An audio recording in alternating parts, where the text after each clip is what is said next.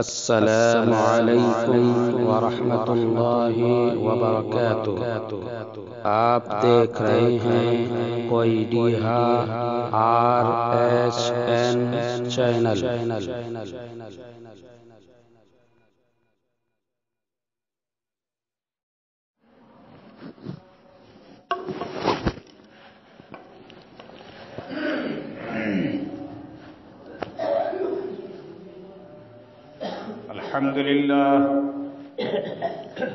الحمد لله نحمده ونستعينه ونستغفره ونؤمن به ونتوكل عليه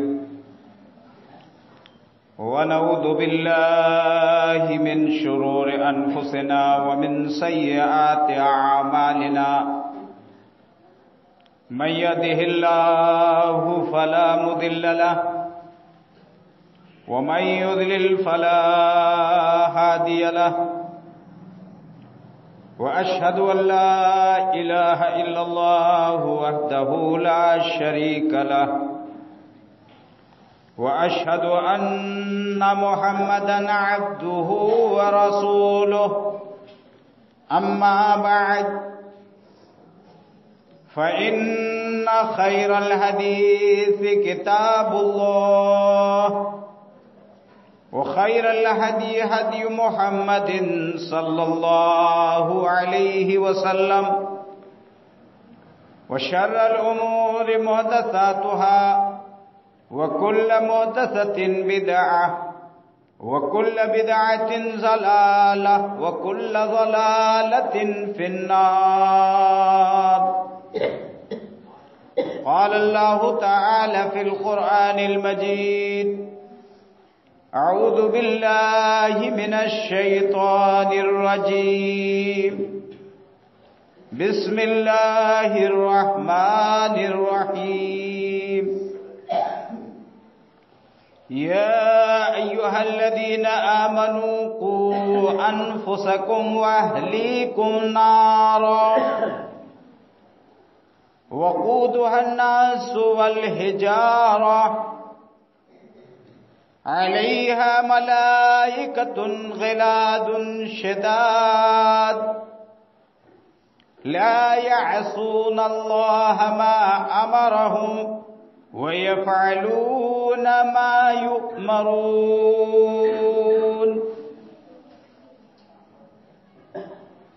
معزز سامعین اور حاضرین جمعہ،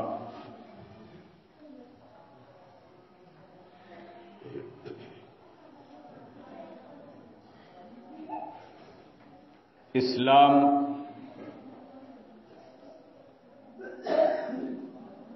جتنا خوبصورت مذہب ہے،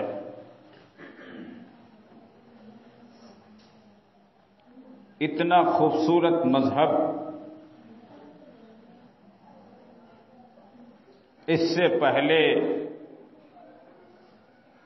بڑے بڑے اور جلیل قدر پیغمبر انبیاء کرام آئے، لیکن انہیں اتنا خوبصورت مذہب نہیں ملا۔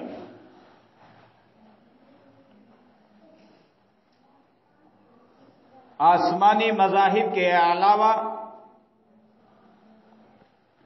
اس دنیا میں دیگر مذاہب بھی پیدا ہوئے، دیگر دین اور دھرم بھی وجود میں آئے،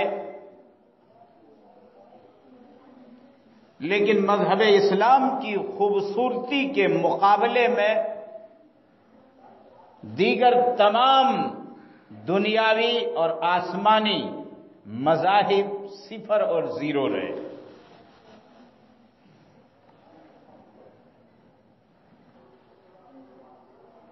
اصل میں اس مذہب کی بنیاد ہی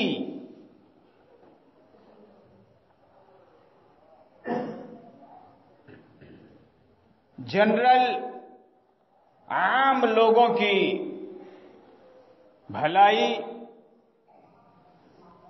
انسانوں کی رہنمائی، انسانوں کی رشد و ہدایت،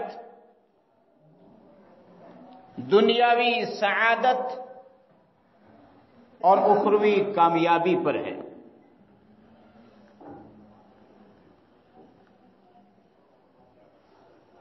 اس مذہب کی جو بنیادی تعلیمات ہیں، ان تعلیمات میں سب سے بڑی اور بنیادی تعلیم ہے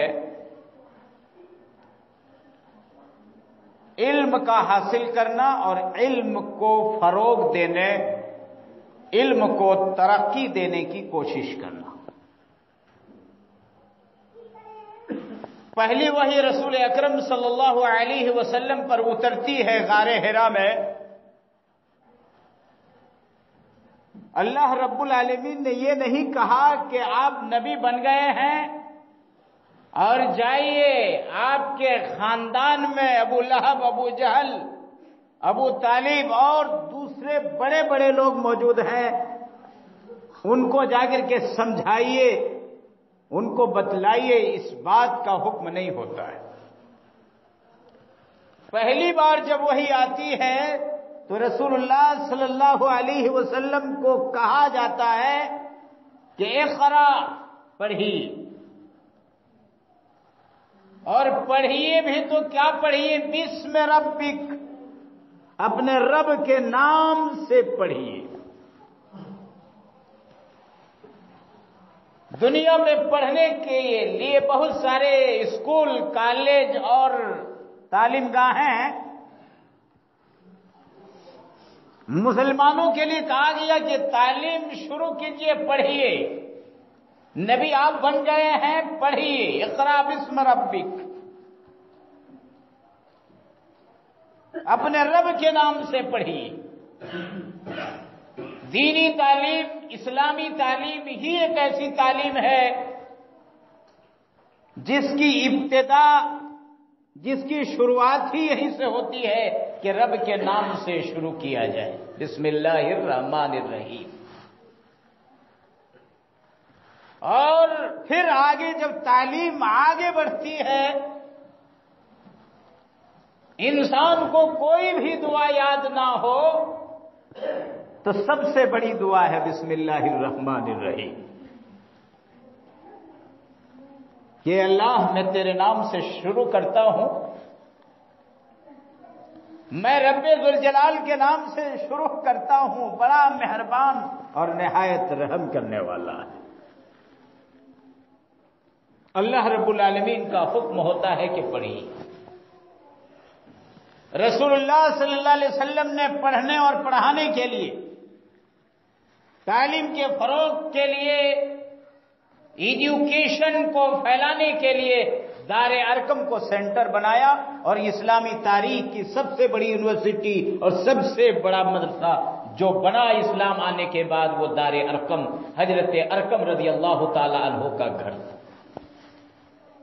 وہ اتنی بڑی یونیورسٹی تھی، وہ اتنا بڑا ادارہ تھا کہ آج امریکن کوئی ادارہ ہو، کوئی یونیورسٹی ہو، اس کے سامنے فیل ہے۔ صحابہ کرام رضی اللہ عنہم اکٹھا ہوتے تھے، اور جو پڑھنا لکھنا جانتے تھے دوسرے صحابہ کو پڑھاتے تھے، سکھاتے تھے۔ اسلام کی بنیاد ہی یہیں سے۔ انسان کھائے کمائے نبی کو نہیں کہا گیا،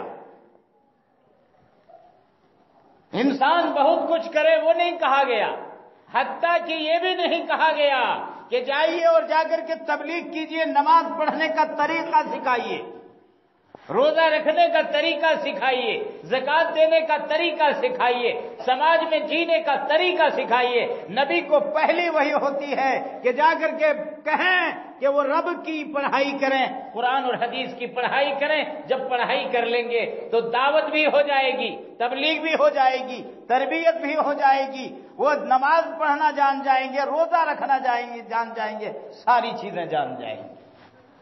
ایک موٹی سی مثال میں دیتا ہوں، میں آج بھی ابن تیمیہ میں، جامعہ امام ابن تیمیہ میں 18 سال میں نے پڑھایا، میں کلاس میں کہا کرتا تھا اور آج بھی کہتا ہوں کہ دیکھو، جب ہم نے مکتب میں تعلیم حاصل کی، ابتدا میں تعلیم حاصل کی، تو چمن اسلام میں ہیڈنگ قائم کی گئی ہے، عنوان تحیات، اس کے بعد التحیات للہ والصلوات، اس کے بعد دوسری دعا سکھلائی گئی ہے درود شریف۔ جب نے اسلام بچے پڑھتے ہیں ان کو پتا ہے درود شریف، اللہم صلی علی محمد وعلی آل محمد، یہ پوری درود پڑھتے ہیں، پوری یہ دعا پڑھتے ہیں، خطبہ میں پڑھتے ہیں، عام وقتوں میں پڑھتے ہیں، نبی صلی اللہ علیہ وسلم کا نام آتا ہے، لمبا درود اگر کوئی بھیجنا چاہے تو یہ پوری دعا پڑھتا ہے۔ تشہد میں جب بیٹھتے ہیں وہ اصل بتلانا ہے، تشہد میں آج بھی بیٹھتے ہیں، اور اگر تھوڑا سا ذہن کہیں اور ہوتا ہے، ہلکا سا اگر ذہن کہیں مس کیا تو آج بھی ہیڈنگ کے ساتھ پڑھتے ہیں درود شریف اللہم صلی علی محمد وعلی آل محمد۔ نہیں سمجھا؟ مکتب میں چمن اسلام پڑھتے ہوئے حضرت الاستاذ مولانا محمد مصطفیٰ اصلاحی حفظہ اللہ، اللہ ان کو صحت کے ساتھ رکھے، ان کے سامنے بیٹھ کر کے چھڑی کھا کر کے سیکھا۔ کیا سیکھا؟ درود شریف ہیڈنگ کے ساتھ سیکھا۔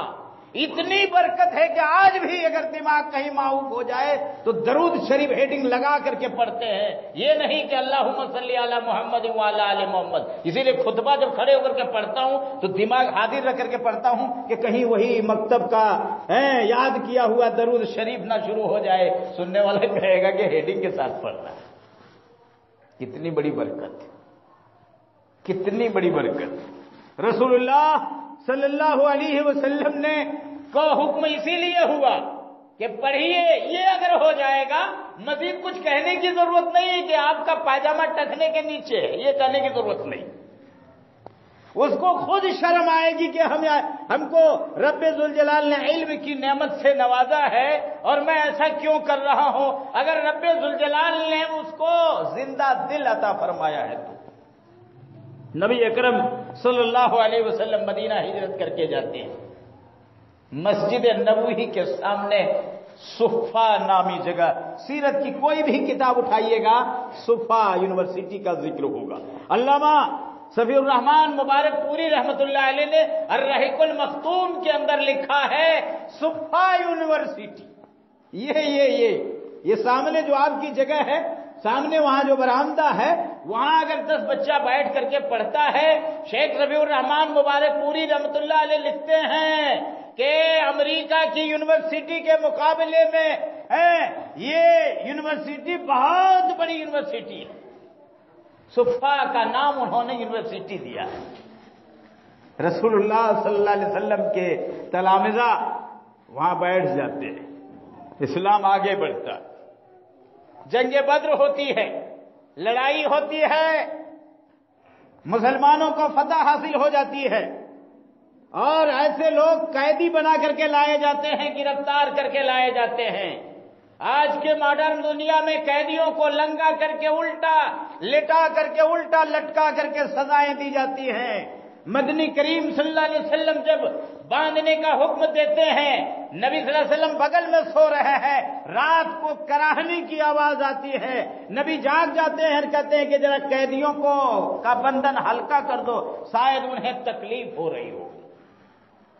اللہ کے رسول صلی اللہ علیہ وسلم کہتے ہیں چھوڑ دیا جائے گا، آپ کو اتنا جرمانہ ادا کرنا ہے، ان کو یہ جرمانہ ادا کرنا ہے، ان کو یہ جرمانہ ادا کرنا ہے۔ اسی میں سے کچھ پڑھے لکھے تھے، کہا تم سے کوئی جرمانہ نہیں لگے گا۔ انصار اور مہاجرین کے جو بچے ہیں ان بچوں کو قرآن پڑھا دینا ہے، عربی زبان پڑھا دینا ہے۔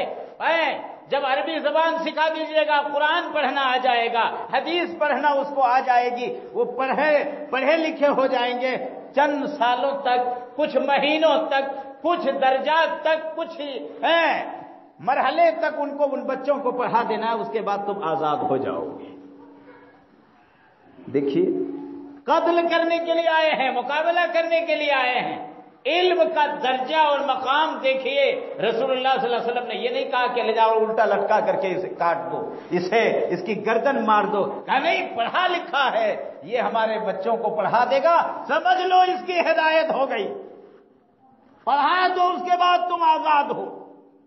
ایسا دنیا میں کہیں آپ کو نہیں ملے گا، ایسی تاریخ میں آپ کو نہیں ملے گا۔ ابھی چین کے اندر کرونا وائرس، یعنی کرو اور اس کے بعد دیکھو وائرس، اللہ رب العالمین کا عذاب دیکھیے، جس پہلے ڈاکٹر نے انکشاف کیا تھا کہ یہ خطرناک وائرس چین کے اندر پھیلتا جا رہا ہے، گرفتار کر کے اس کو جیل میں ڈال دیا گیا، بجائے اس کو انعام دینے کے لیے، بیک گراؤنڈ لگانے کے لیے کہ بیماری آگے نہیں بڑھے، کہا کیوں تم نے یہ منکشف کر دیا حکومت کے خلاف، واویلا مچ جائے گا، اس کو بند کرا دیا۔ اخیر میں وہ بھی اسی وائرس کے زد میں آ کر کے وہ بھی چل بسا موت کا شکار ہو گیا۔ پتا چلا کہ آج کی دنیا بہت جلد علم کی قدر کرنے والی نہیں ہے، لیکن نبی کو دیکھیے کہ انہوں نے قیدیوں کو کہا کہ رہا کیا جائے گا، آپ پڑھا دیجئے، مسلمانوں کے بچوں کو پڑھا دیجئے، پڑھنا لکھنا شروع۔ اس طریقے سے علم فروغ پاتا ہوا آگے بڑھتا ہے۔ قرآن کہتا ہے اے ایمان والو یا ایھا الذین آمنوا قوا انفسکم واہلیکم نارا، اے ایمان والو اپنے آپ کو اور اپنے چھوٹے چھوٹے بچوں کو جہنم کی آگ سے بچاؤ۔ کہا کون سی جہنم اور کس آگ سے بچانا؟ قرآن کہتا ہے وقودھا الناس والحجارہ، جس کی ایندھن ہم لوگ لکڑیاں گوٹھا جلاتے ہیں، کوئلہ اور جلاتے ہیں، قرآن کہتا ہے وقودھا الناس والحجارہ، جس کی ایندھن، جس کے جلاون کون ہوں گے؟ انسان اور پتھر ہوں گے، وہ کوئی جنگل کی لکڑی نہیں ہوگی۔ وقودھا الناس والحجارہ۔ آگے رب ذوالجلال کہہ رہا ہے علیہا ملائکۃ غلاظ، بڑے سخت دل وہاں فرشتے ہوں گے، داروغے ہوں گے، رحم نہیں آئے گا، چھٹپٹا رہا ہے، آواز لگا رہا ہے، مدد کی گہار لگا رہا ہے، اور مصیبت میں مبتلا ہے، پریشان ہے۔ علیہا ملائکۃ غلاظ شداد، بڑے سخت ترین فرشتے وہاں مقرر ہوں گے۔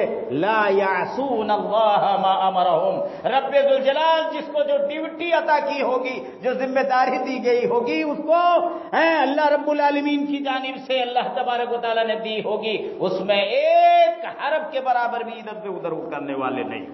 یفعلون ما یؤمرون، وہی کریں گے جو انہیں حکم دیا جائے گا۔ اس ایندھن سے، اس آگ سے بچانے کی تاکید آ رہی ہے کہ آپ اپنے کو بچائیے اور اپنے بچوں کو بچائیے۔ اللہ کے نبی صلی اللہ علیہ وسلم فرماتے ہیں کہ ایک انسان مر جاتا ہے، ایک انسان وفات کر جاتا ہے، اب آپ نے جو کچھ کیا تھا سب یہی چھوڑ کر کے چلے گئے، زمین جائیداد سب کچھ یہی ہے، اگر کچھ کر کے گئے ہیں تو نیک اعمال ہیں، سب کچھ رہ گیا یہیں۔ لیکن انسان اگر نیک اولاد، تعلیم یافتہ اولاد، قرآن کی تلاوت کرنے والا بچہ یا بچی، حدیث پڑھنے والا بچہ اور بچی اگر چھوڑ کر کے گیا ہے، وہ ہاتھ اٹھائے گا جب تک وہ زندہ رہے گا۔ کبھی بھی اس نے آپ کے حق میں ہاتھ اٹھا دیا کہ پروردگار عالم میں دعا کرتا ہوں رب ارحمہما کما ربیانی صغیرا، رب اغفر لی ولوالدی، اے اللہ مجھے بخش دے اور میرے والدین کو بخش دے، اے اللہ میرے والدین پر رحم فرما۔ جس طریقے سے ان دونوں نے ہم کو بچپن میں انگلی پکڑ پکڑ کر کے تربیت کی تھی، اسکول بھیجا تھا، پڑھنے کے لیے بھیجا تھا، قرآن کی تلاوت کے لیے بھیجا تھا۔ اسی لیے جب بچہ گھر سے مکتب سے پڑھ کر کے جائے، باپ بٹھا کر کے جب قرآن سنتا ہے پڑھتے ہوئے، تو جتنا بچے کو ثواب ملتا ہے اتنا اس کے باپ کو بھی ثواب۔ کتنی بڑی تاکید آئی، کتنی بڑی تاکید آئی ہے۔ شیخ سعدی رحمت اللہ علیہ کہتے ہیں ایک آدمی سوچتا ہے کہ بڑا ہونے کے بعد اسے پڑھا لیں گے، آگے ہو جانے کے بعد اسے یہ کر دیں گے۔ شیخ سعدی کہتے ہیں کہ ایسا نہیں ہوگا۔ خشت اول چون نہد معمار کج تاج سریا میراوت دیوار کج، کہ اگر آپ نے پہلی اینٹ مناسب انداز میں نہیں رکھی تو آپ کی اوپر جتنی اوپر بلڈنگ چلی جائے گی وہ پائیدار نہیں ہوگی، کبھی بھی سیدھی عمارت نہیں ہوگی، دیوار سیدھی نہیں ہوگی۔ اسی لیے جانتے ہیں اتنا ہم لوگوں نے پڑھا، فخر کے ساتھ بیان کرتا ہوں، اتنا پڑھا، اتنے بڑے بڑے اساتذہ سے پڑھا کہ میں کبھی کبھی کسی مجلس میں کہتا ہوں کہ تم اپنے سارے اساتذہ کو اکٹھا کر دینا، میرے ایک استاد اتنے قابل تھے کہ تمہارے تمام اساتذہ کے اوپر میرے ایک استاد کا پڑھنا اور جھک جائے گا۔ اتنے بڑے بڑے اساتذہ سے پڑھے ہیں. ہم نے یہ بھی کہا کہ اگر عرب میں پڑھنے کی رب ذوالجلال نے قسمت میں لکھا نہیں تھا، لیکن اتنی بات ضرور ہے کہ ہندوستان میں ایسے اساتذہ سے پڑھے ہیں جو عربوں کے اساتذہ پر بھی فائق اور بھاری تھے. لیکن جانتے ہیں ان تمام اساتذہ میں سب سے بڑا استاد جنہوں نے مکتب میں پڑھایا ماسٹر صغیر صاحب اور حضرت الاستاد مولانا محمد مصطفیٰ اصلاحی صاحب. ایک مکتب چلتا تھا، سارے لوگ اسی میں پڑھتے تھے، یہاں سے اوپر سے لے کر کے نیچے تک پڑھتے تھے. انہوں نے پڑھا دیا. اسی کی دین ہے کہ آج ممبر پر کھڑے ہونے کے لائق، انہی کی دین ہے کہ آج اسٹیجوں میں کھڑے ہو جاتے ہیں. پہچانتے ہیں تو ٹھیک، نہیں پہچانتے ہیں تو کسی سے مرعوب ہونے کی ضرورت نہیں. سینہ اونچا کر کے بولتے ہیں. یہ اپنا گاؤں ہے، بیان کر دینا چاہتا ہوں. یہ انعام اور اکرام کو بیان کرنا بہت ضروری ہوتا ہے کہ آج دنیا میں کسی بھی خطے میں چلا جاؤں، کتنوں بڑا منچ ہو، کتنوں بڑا پروگرام ہو اور کتنوں بڑا دکتور اور پی ایچ ڈی ہولڈر آدمی اور پروفیسر موجود ہو، لیکن ایک مرتبہ بھی تھر تھراؤں گا نہیں. اور جو وہ بیان کرے گا اس منچ پر کھڑے ہو کر کے میں بھی تقریر کر سکتا ہوں، محاضرہ پیش کر سکتا ہوں. یہ سب کی وجہ کیا ہے؟ یہی مکتب ہے، یہی مکتب کی تعلیم ہے، یہی بنیادی تعلیم ہے جس کی وجہ سے آگے یہاں تک فروغ پانے کا موقع ملا ہے. اللہ کے نبی فرماتے ہیں کل مولود یولد علی الفطرۃ. سنیے غور سے، حدیث سناتا ہوں بخاری کی. اللہ کے نبی فرماتے ہیں کہ ہر بچہ فطرت اسلام پر پیدا ہوتا ہے. ہر بچہ اسلام کی فطرت پر پیدا ہوتا ہے. یعنی جب بچہ پیدا ہوتا ہے نہ وہ ہندو ہوتا ہے، نہ مسلمان ہوتا ہے، نہ کافر ہوتا ہے، نہ عیسائی ہوتا ہے، نہ سکھ ہوتا ہے، نہ اور کوئی چیز وہ ہوتا ہے. وہ کیا ہوتا ہے؟ رب ذوالجلال نے یوم ازل میں کہا تھا الست بربکم، کیا میں تمہارا پروردگار نہیں ہوں؟ قالوا بلا، تمام نے کہا تھا کہ جی ہاں رب ذوالجلال تو ہمارا پروردگار اور پالنہار ہے، تو ہی ہمارا خالق اور مالک اور رازق ہے. اسی پر پیدا ہوتا ہے، فطرت اسلام پر پیدا ہوتا ہے، توحید پر پیدا ہوتا ہے. لیکن آگے جب بچہ بڑھتا ہے، چلنے پھر کے لائق ہوا، اب والدین اس کو یہودی بنائے، مجوسی بنائے، شراب نوش بنائے، جوا کھیلنے والا بنائے، کباڑی بنائے، کیا بنائے، کافر بنائے، کیا بنائے، یہ والدین کی ذمہ داری ہے. اسی لیے رب ذوالجلال نے کہا اپنے آپ کو اور اپنے بچوں کو جہنم کی آگ سے بچاؤ، ورنہ کل قیامت کے دن پوچھا جائے گا. الا کلکم رائن وکلکم مسئول عن رعیتہ، ہر آدمی مسئول اور ذمہ دار ہے اور کل قیامت کے دن پوچھا جائے گا. ہم لوگ کیا کرتے ہیں؟ آزاد ہیں، اپنے متبھید ہے اسی میں مگن. وقت چلا جائے گا، دوبارہ وقت آتا نہیں. ادبا کہتے ہیں، علمی مجلس ہوتا تو میں کہتا کہ وقت الوقت کالسیف، وقت تلوار کی مانند ہے. تلوار جب چل جاتی ہے تو چل گئی تو چل گئی. یہ نہیں کہ گردن کٹنے جا رہی تھوڑا کم لگائے، پیر کٹنے جا رہا ہے اس لیے کم وار ہو، نہیں، تلوار چل گئی تو چل گئی. اسی طریقے سے وقت ہوا کرتا ہے، وقت گزر جاتا ہے تو پھر دوبارہ وہ وقت نہیں آتا ہے. یہ جو معصوم بچے ہیں یہ ضائع اور برباد ہو جائیں گے تو پھر کیا ہوگا؟ ہم ہی لوگ اگر نہیں پڑھے ہوتے تو آج کسی چیز کے لائق نہیں ہوتی. پہلی چیز یہ بچوں کے مستقبل کا میٹر ہے. اس کے بعد قرآن کہتا ہے مکتب پڑھانا ہر ایک کے اوپر فرض ہے. سن لیجئے گا، ہر ایک کے اوپر واجب ہے. گارجین حضرات سن لو، طالب العلم فریضۃ علی کل مسلم، مکتب کی تعلیم دینا ہر گارجین کے اوپر واجب ہے اور ہر بچے کو سیکھنا واجب ہے. لیکن وہ کیا جانا ہے، آپ کی بھی ذمہ داری ہے. اس کے بعد آگے اللہ رب العالمین نے قرآن میں فرمایا محدث بننا، عالم بننا، خطیب بننا، مقرر بننا، صحابی بننا، مصنف بننا، مورخ بننا، مفسر بننا، یہ اس کی قسمت کی بات ہے. اور ہر علاقے میں سارے لوگ ایسا ہو جائیں یہ ضروری نہیں ہے. فلولا نفر من کل فرقۃ منهم طائفہ، ہر گاؤں قریہ علاقہ سے کچھ لوگ باہر پڑھنے کے لیے جائیں، مئو جائیں، بنارس جائیں، پرانے زمانے کی تاریخ کی روشنی میں آج تو آپ ہی کے یہاں اس طرح کا انتظام ہے تو جائیں اور جا کر کے بڑا بڑا فقیہ اور محدث بن کر کے آئیں، لیکن مکتب کی تعلیم واجب اور ضروری ہے، اور واجب واجب واجب واجب کا چھوڑنے والا گنہگار ہوتا ہے، یہ بھی سن لیجیے، واجب کا چھوڑنے والا گنہگار ہوتا ہے۔ اگر ہمارا اور آپ کا بچہ یہ نہیں جانتا کھانا کھاتے وقت کیا پڑھنا ہے، ہم آپ گنہگار ہوں گے، سن لیجئے کان کھول کر۔ اسے یہ نہیں معلوم کہ جوتا دائیں پیر پہلے جوتا پہنتے ہوئے دائیں پیر میں پہننا ہے کہ بائیں پیر میں پہننا ہے، نہانے کا کیا طریقہ ہوگا، مسجد میں داخل ہونے کی کون سی دعا ہے، نکلنے کی کون سی دعا ہے، صبح و شام کی کون سی دعا ہے، بسترے پر جانے کی کون سی دعا ہے، بسترے سے اٹھنے کی کون سی دعا ہے، پیشاب پخانے کی کون سی دعا ہے، پیشاب پخانے کا کون سا طریقہ ہے، پچھم کی طرف رک کر کے پیشاب کیا جائے گا کہ نہیں کیا جائے گا، یہ سارے مسائل ہیں، یہ بنیادی چیزیں ہیں جن کی تعلیم دینا ہمارے اوپر واجب اور فرض ہے۔ اگر ہم ایسا نہیں کرتے ہیں تو پوچھا جائے گا، اتنا آسان نہیں سمجھ۔ دوسری چیز ہوتی ہے مسجد کا قیام، آدمی مسجد قائم کر لیتا ہے، مسجد ویران رہتی ہے۔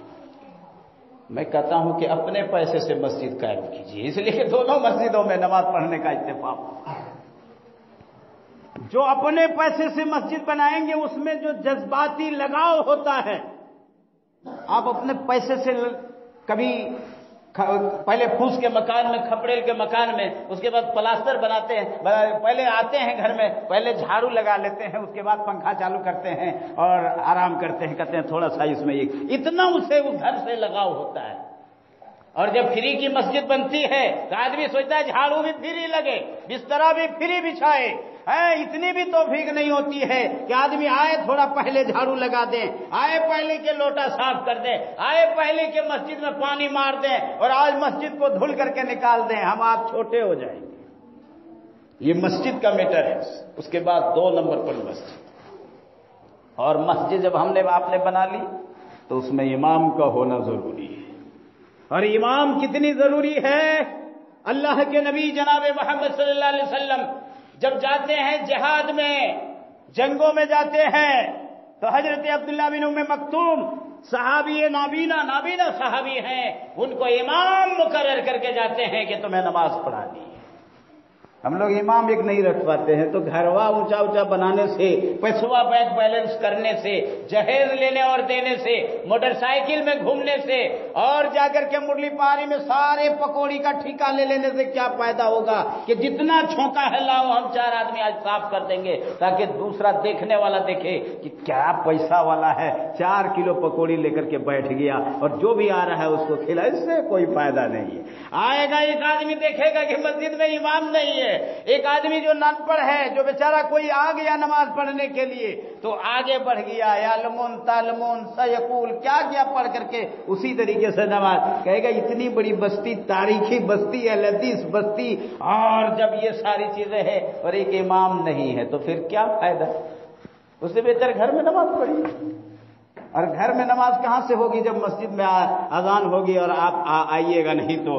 اللہ کے رسول صلی اللہ علیہ وسلم نے فرمایا کہ سارے لوگوں کو مسجد میں آنا ہے جماعت کے ساتھ نماز پڑھنے کے لیے، یہی صحابی حضرت عبداللہ بن ام مکتوم کہتے ہیں اللہ کے رسول، نہ میرا بیٹا ہے، نہ بھائی ہے، نہ کوئی ایسا آدمی ہے ہاتھ پکڑ کر کے لائے گا، میں نابینا صحابی ہوں، میں دیکھ نہیں پاتا ہوں، اللہ کے رسول مجھے اجازت دے دیجئے کہ میں گھر ہی میں نماز پڑھ لوں، جماعت میں مجھے نہ آنا پڑے۔ اللہ کے رسول کہتے ہیں ٹھیک ہے جائیے، آپ کو اجازت ہے۔ جب کچھ دور آگے بڑھتے ہیں نبی صلی اللہ علیہ وسلم کہتے ہیں اے عبداللہ بن ام مکتوم سنو سنو سنو سنو، کان میں اذان کی آواز جاتی ہے؟ کہا جی اللہ کے رسول۔ کہا تب کوئی گنجائش نہیں ہے، آنا پڑے گا، نابینا ہو کیا ہو اس سے کوئی فرق نہیں پڑتا، آپ کو آنا پڑے گا۔ اللہ کے نبی صلی اللہ علیہ وسلم بیمار ہیں، امامت کا مسئلہ کتنا نازک ہے، اللہ کے نبی بیمار ہیں، کچھی تاری ہو رہی ہے، جب اٹھ نہیں پاتے ہیں کہا مرو، جا کر کے حکم دو صحابہ کو کہ حضرت ابوبکر صدیق رضی اللہ تعالیٰ عنہ کو امام بنائیں، وہ آگے جائیں اور جا کر کے امامت کرائیں، نماز پڑھائیں۔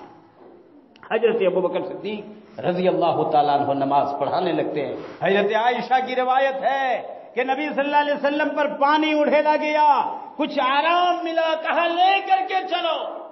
دو صحابی سہارا دے کر کے رسول اللہ صلی اللہ علیہ وسلم کو مسجد میں لاتے ہیں۔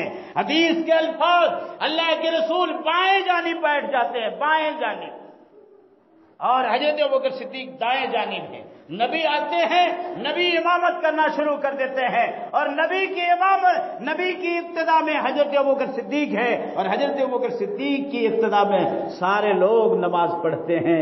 امامت کا کتنا بڑا ہے درجہ اور کتنے مہتو ہے انسان کی، مسلمانوں کی زندگی میں، اس کو آپ سمجھیے۔ اللہ کے رسول صلی اللہ علیہ وسلم کی وفات ہو جاتی ہے، حضرت عمر رضی اللہ تعالی عنہ کا زمانہ آتا ہے۔ اس زمانے میں جو خلیفہ ہوا کرتا تھا وہ خود نماز پڑھا کرتے تھے، لیکن آئیے اس سے پہلے آپ کو سناؤں، اللہ کے رسول صلی اللہ علیہ وسلم کے پاس آتے تھے، حرلہ والے اسلام قبول کر کے آئے، بریلی والے آئے، کہا آپ میں کوئی پڑھا لکھا ہے؟ کہاں اس کا بلاؤ، کہا جاؤ تم اپنے گاؤں کا امام ہو، جاؤ امامت کرانا۔ معاذ بن جبل کو بھیجا تھا اللہ کے رسول نے، جاؤ فلاں محلے میں امامت کرانا۔ وہ کیا کرتے تھے؟ نبی کی ابتدا میں پڑھنے کا شوق تھا کہ نبی کے پیچھے میری نماز چھوٹ جائے گی، میں امام ہوں۔ انہوں نے 5 منٹ ٹائم، 10 منٹ ٹائم پہلے رکھا تھا، اور امامت کرا کر کے آتے تھے، اور مسجد نبی میں رسول اللہ صلی اللہ علیہ وسلم کے پیچھے نماز پڑھتے تھے۔ حضرت معاذ بن جبل کو بھی نبی صلی اللہ علیہ وسلم کی زندگی میں امام بننے کا شرف حاصل ہوا۔ ایک خاندان والے، ایک گاؤں والے آئے نبی صلی اللہ علیہ وسلم کے پاس اور اسلام قبول کر کے واپس گئے، تو کہا کہ دیکھو تم لوگ وہاں ایک مسجد مقرر کرو اور ایک امام مقرر کرو۔ حضرت عمرو بن سلمہ کہتے ہیں کہ میرے ابا نے کہا کہ میں نبی صلی اللہ علیہ وسلم کے پاس سے آیا ہوں، انہوں نے کہا کہ تم میں سے ایک اذان دے گا اور ایک امام مقرر ہوگا، اور امام کون ہوگا؟ جو اکثرہم قرآن، جس کو سب سے زیادہ قرآن یاد ہوگا۔ اسی لیے امامت کا میٹر آتا ہے تو ہم لوگ خود حافظوں کو تلاش کرنے لگتے ہیں کہ کوئی حافظ مل جائے، آئیے آپ نماز پڑھائیے، آپ کو اسلامی طور طریق سے بھی حق حاصل ہے، اور حافظ ہے، آپ آئیے آگے، آپ اس کے مستحق۔ حضرت عمرو بن سلمہ کہتے ہیں کہ لوگوں نے تلاش کیا، علم کا مہتو دیکھو، اور مکتب کا یہ چھوٹے بچے موجود ہیں، ذرا غور کیجئے گا، ابھی 6 سال 7 سال ہو گئے، دائیں ہاتھ سے پکڑ کر کے کھڑے ہو کر کے پیشاب کرتا ہے۔ ماں باپ نے نہیں کہا کہ بیٹھ جاؤ، ماں باپ نے یہ بھی نہیں کہا کہ پانی استعمال کرو۔ حضرت عمرو بن سلمہ کہتے ہیں کہ میرے گاؤں میں تلاشا گیا، سب سے بڑا حافظ قرآن میں تھا سب سے بڑا حافظ قرآن، اور میری عمر 6 سال یا 7 سال، راوی کو شک ہے 6 سال انہوں نے بتایا کہ 7 سال بتایا، 7 سال ہی بتایا، تو 7 سال کی عمر کیا ہوتی ہے؟ 7 سال کے بچے کو امام مقرر کر دیا جاتا ہے۔ وہ بیان کرتے ہیں کہ میں نے قرآن کیسے سیکھا؟ کہتے ہیں اللہ کے رسول صلی اللہ علیہ وسلم کے یہاں سے جب پڑھ کر کے جاتے تھے لوگ، تو میرے گاؤں سے ہو کر کے گزرتے تھے، میرا گاؤں راستے میں پڑتا تھا، میرے گاؤں سے ہو کر کے گزرتے تھے، میں ان سے سیکھتا تھا۔ آج سورہ فاتحہ سیکھی، کل سورۃ الناس سیکھی، کل فلاں سورت سیکھی، اس طریقے سے میں بہت زیادہ قرآن کا حافظ ہو گیا۔ 7 سال کی عمر میں گاؤں کے لوگوں کا امام مقرر ہو گیا۔ اہل حدیثوں کے ہاں، اہل اسلام کے یہاں عمر کی کوئی قید نہیں ہے، 7 سال کا بچہ، 6 سال کا بچہ امام مقرر ہو جاتا ہے۔ حضرت عمر رضی اللہ تعالیٰ عنہ کا زمانہ آتا ہے، آپ خود مسجد نبوی میں امام ہیں، لیکن جب وہاں کہا کہ جاؤ تراویح کی نماز قائم کرو، عورتوں کے لیے وہاں جاؤ تراویح کی نماز قائم کرو، حضرت ابی بن کعب رضی اللہ تعالیٰ عنہ کو عورتیں مردوں کا امام بنا دیا، اور حضرت سلیمان بن ابی حسمہ رضی اللہ تعالیٰ عنہ کو عورتوں کا امام بنا دیا۔ حضرت عرفجہ ثقفی رضی اللہ تعالیٰ عنہ کہتے ہیں کہ حضرت علی کا جب زمانہ آیا تو حضرت علی نے مجھے امام مقرر کیا عورتوں کا، کہ آپ جائیے لوگوں کی امامت کرائیے۔ کتنا اہم مسئلہ ہے، کتنا نازک مسئلہ ہے، مسجد، مؤذن اور امام، یہ 3 چیزیں الگ نہیں ہو سکتی، تینوں چیزوں میں سے ایک کو الگ آپ نہیں کر سکتے۔ ایک اذان دینے والا، ایک نماز پڑھانے والا اور ایک مسجد، یہ تینوں چیزیں کسی گاؤں کے لازم ملزوم ہے. یہ تینوں چیزیں ہونا ضروری ہے. اگر عورتیں بہت خوبصورت ہو، ناک میں ہاتھ میں کہیں کچھ پہننے کے لیے نہ ہو، آپ کے پاس بہت کچھ ہو، لیکن اگر آپ کے پاس موٹر سائیکل نہ ہو تو آپ کی دولت بیکار ہے، کہیں جانے کے لیے آپ پریشان رہتے ہیں. بہت ساری اس کی مثالیں ہیں. یہ تین چیزیں کہیں ایسا نہیں دیکھا گیا. اسلام کی تاریخ اٹھا کر کے دیکھیے کہ مسجد ہو اور اس میں امام نہ ہو. اللہ تبارک و تعالیٰ نے غربت کے زمانے میں امام رکھنے کی بات آئی. کل میں سرچ کر رہا تھا، تحقیق کر رہا تھا، تو پتہ یہ چلا کہ پہلا حافظ قرآن نے جو حرلہ کی جامع مسجد میں تراویح پڑھائی تھی سن 1958 اور 59 میں، وہ صدر جمہوریہ ایوارڈ یافتہ حافظ قرآن حافظ مولانا محمد ثناء اللہ مدھوبنی رحمۃ اللہ علیہ، جو عام طور پر ہمارے گاؤں والے جو کہتے ہیں مئو کے حافظ صاحب. وہ مئو کے نہیں تھے، مدھوبنی بہار کے رہنے والے تھے. اصل میں علامہ ڈاکٹر مقتدی حسن ازہری رحمۃ اللہ علیہ ساتھ میں لے کر کے آئے تھے. تو یہ مسجد کو آباد کرنا مومنوں کا کام ہے. قرآن کہتا ہے انما یعمر مساجد اللہ من آمن باللہ والیوم الآخر. کہیں آیا ملا نہیں ملا تو وضو کیا، ایک رکعت پڑھا چلا گیا، کہا مسجد آباد ہو گئی. نہیں، مسجد آباد، مسجد کے قیام کے بعد آبادی کے لیے سب سے پہلی شرط امام کا ہونا ہے.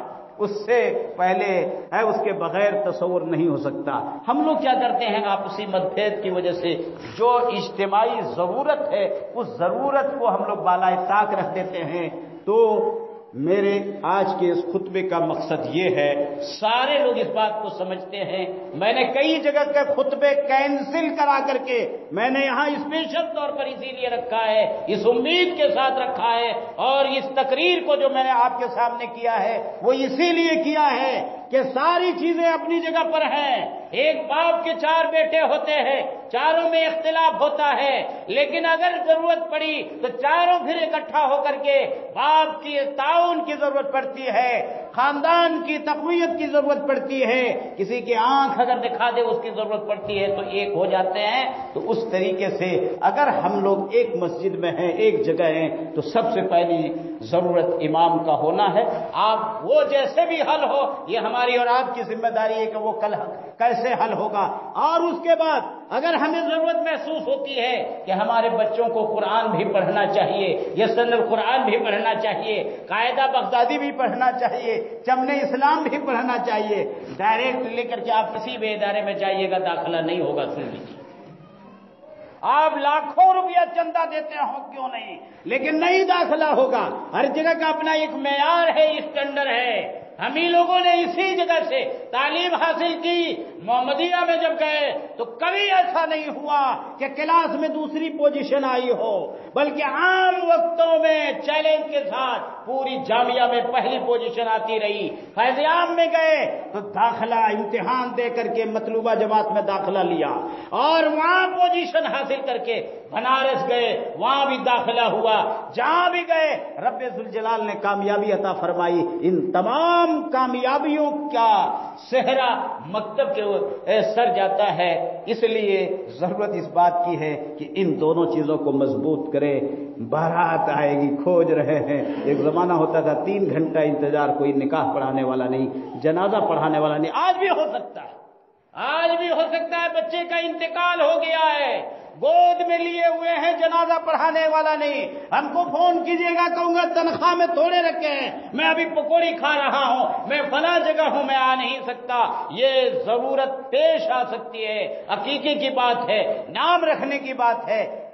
بچہ پیدا ہو جائے، لے کر کے آئیے امام صاحب کے پاس، کہیے کہ کوئی سورہ پڑھ کر کے کوئی میٹھی چیز کھا کر کے ذرا اس کے منہ میں ڈال دیجیے. یہ سب جو سنت ہے وہ سب کرتے نہیں ہیں، تو اس کی وجہ سے جو برکتیں ہیں اس برکتوں سے ہم محروم رہ جاتے ہیں. بہرحال اللہ رب العالمین سے میں دعا کرتا ہوں کہ رب ذوالجلال ہم نے جو باتیں کہی ہیں بڑے دل سے کہی ہیں اور بڑے مطالعے سے کہی ہیں، اس کو تیار کرنے کے لیے بڑا دماغ لگانے کی ضرورت پڑی ہے.